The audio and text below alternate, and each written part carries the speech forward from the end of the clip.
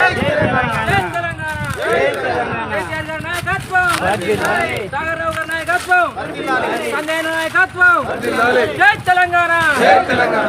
తెలంగాణ.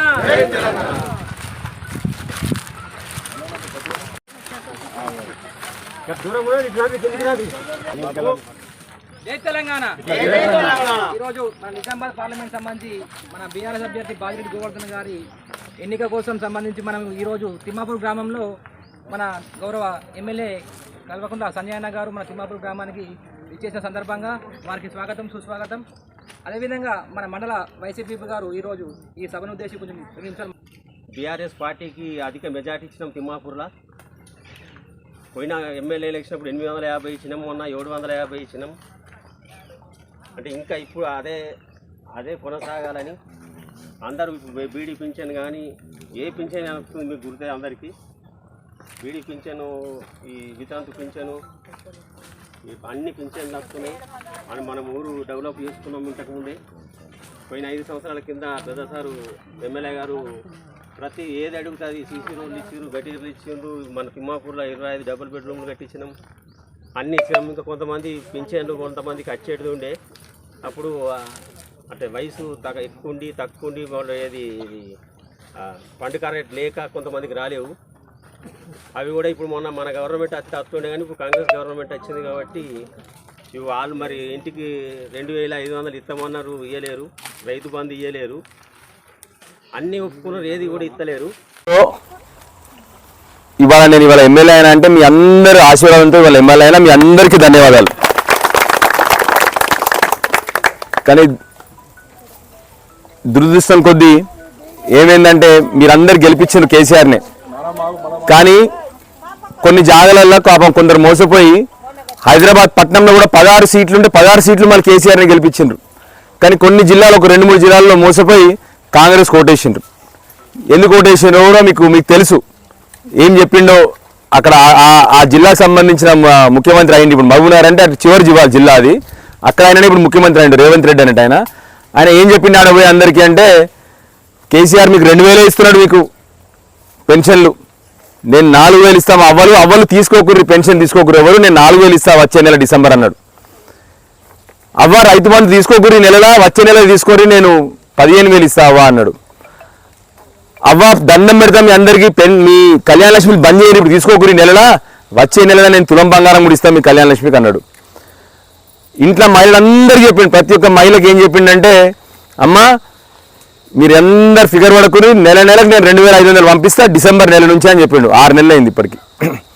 ఇది చెప్పేసరికి మా రైతన్నలు ఇక్కడ బామని ఉన్నారు కదా, అందరు రైతులు ఇక్కడ ఏమన్నాడు రైతన్నలకు, కేసీఆర్ 1,00,000 చేసిండు, నేను 2 లక్షలు ఇస్తాను, మీరు బ్యాంకు గురుకుర్రి తీసుకోర్రి, 2 లక్షలు తీసుకోపోరు ఆగం పట్టించండు. తీసుకున్నారు కొందరు. డిసెంబర్ 9 అన్నాడు. సరే కొందరు ప్రజలు మోసపోయినరు.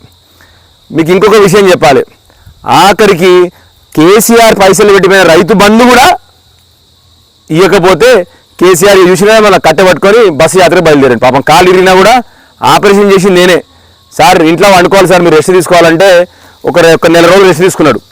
నెల రెస్ట్ తీసుకున్నాక చూసిండు రైతు బంద్ వేస్తలేడు, నీళ్లు బంద్ అయిపోయినాయి, మంచినీళ్ళు బంద్ అయినాయి, గిన్ని 10 ఏళ్ళు ఆయన ఇచ్చిన కరెంటు బంద్ అయిపోయింది. అన్ని ఇచ్చినాక కట్టబట్టుకొని పాపం ఆయననే బయలుదేరాడు. ఇప్పుడు చూసిండు కదా బస్సు యాత్ర చేస్తూ ఉన్నాడు. అయినాక బస్సు యాత్ర మొదలుపెట్టినాకనే ఇక అన్ని మెల్లమెల్లగా ఇప్పుడు రైతు బంధు మొదలైంది ఇచ్చుడు. రైతు బంధు ఇస్తున్నాడు ఇప్పుడు 6 నెలల తర్వాత. మామూలుగా రైతు బంధు ఎప్పుడు ఇవ్వాలి, పంట వేసేటప్పుడు ఇవ్వాలి.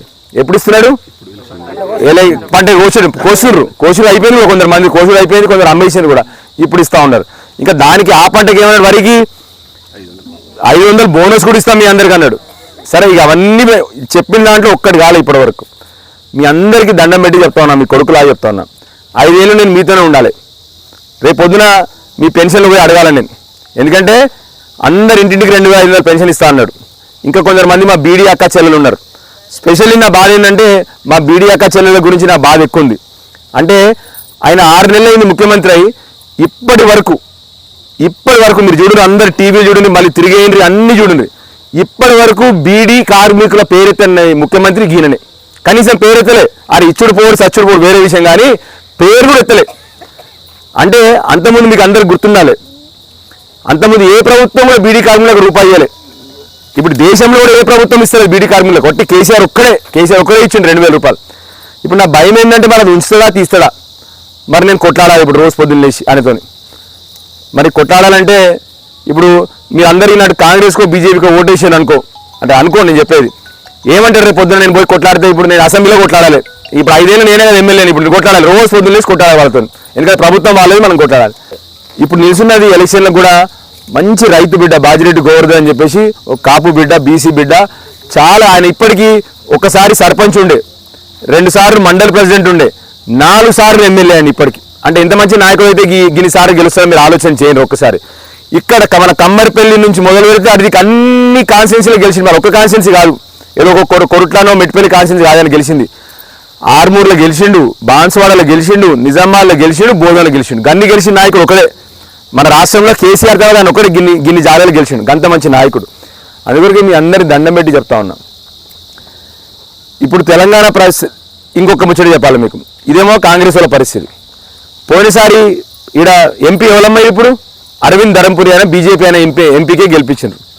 అప్పుడు ఏమైందంటే చెప్తాను, ఏమన్నానంటే నేను 1000 కొద్ది ఉద్యోగాలు మీకు ఇక్కడ వినవడం, ఇప్పుడు సౌండ్ వినిపిస్తే ఫోన్లో, కానీ 1000 కొద్ది ఉద్యోగాలు ఇప్పిస్తా అన్నాడు. మా పిల్లగాళ్ళు వచ్చి మీ అందరు ఇంటింటికి తిరిగి మా పిల్లగాళ్ళు అప్పుడు అవ్వా గిరిగా మంచిగా ఒకసారి ఏంద్రే మోడీకి ఓటేంద్రే అని చెప్పారు. నిజంగా నేను చెప్పింది కరెక్ట్. మీరు అందరూ ఓట్లు వేసారు అప్పుడు మోడీకి. 5 ఏళ్ళు నేను ఎంపీ అయ్యి 10 ఏళ్ళ నుంచి బీజేపీ ప్రభుత్వం ఉంది కేంద్రంలో. ఇక్కడ అందరికి 2 మంది ఉన్నారు మహిళలు, మా పెద్ద మనుషులు అందరు. మీ అందరిని ఒకటే ఒక విషయం అడుగుతా, మన ఊర్లో ఇప్పటివరకు అరవింద్ ఎవరికన్నా ఉద్యోగం ఇప్పించిండా? మన ఊర్లో కాదు, మన మొత్తం మెట్పల్లి, ఇబ్రహీంపట్నం మండలు, కొరుట్ల మండలం ఎక్కడన్నా ఒక ఉద్యోగం ఇప్పించిందా అడుగుంటాను. 1,00,000 రూపాయలు కూడా పెట్టలేదు. ₹1 పెట్టినా మన ఊరికి అడుగుండి ఒకసారి. మన అవ్వలకు ఏం చేశారు కాక? 4,000 రూపాయల సిలిండర్ 1,200 చేశారు. గదైతే గొప్ప పని చేసుకొని వాళ్ళు చేసుకున్నారు కదా. మనకైతే ₹1 పని కూడా చేయలేదు. అందుకొరకు ఆలోచన చేసి మీరు ఓటేయమని చెప్తున్నా. ఎందుకంటే ఇప్పుడు పాపం కేసీఆర్ ఏమో 71 ఏళ్ళ వయసులో మళ్ళీ కట్టబట్టుకొని బయలుదేరండి మన కోసం. ముసలైన బిడ్డను తీసుకుపోయి జైలు వేసారు వాళ్ళు. ఎందుకంటే అరవింద్ ఓడగొడుతుందని చెప్పి ఇక్కడ నిలుస్తుంటే ఈసారి ఓడగొడుతుందని చెప్పి ఆమెను తీసుకుపోయి జైలు వేసారు. అయినా కొట్లాడుతున్నాడు మన కోసం.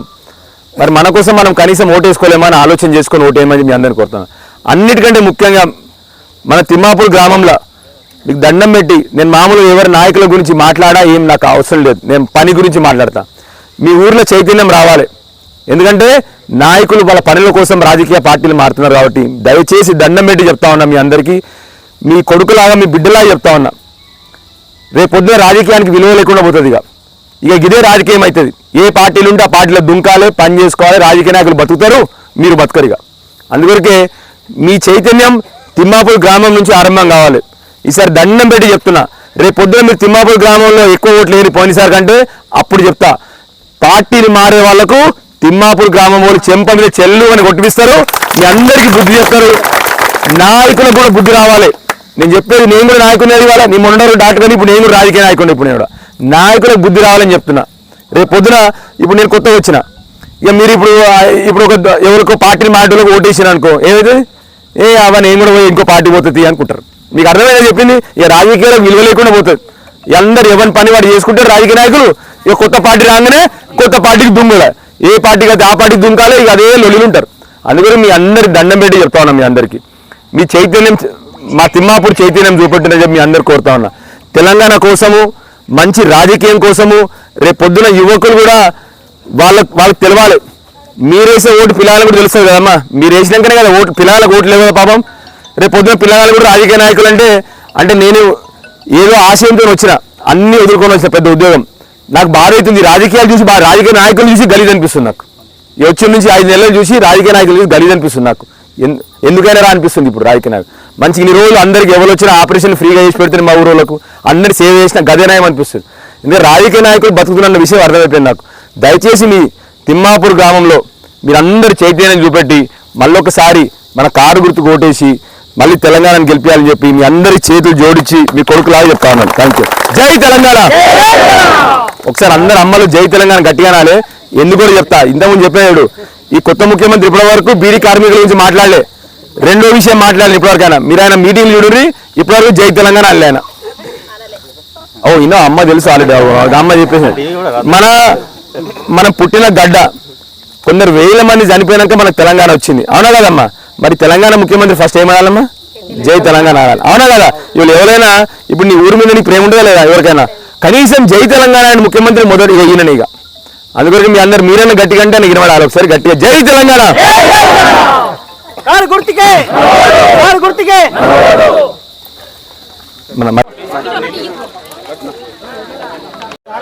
అలా కోసం వస్తా అడ్డం పెడుతున్నాను. జై తెలంగాణ.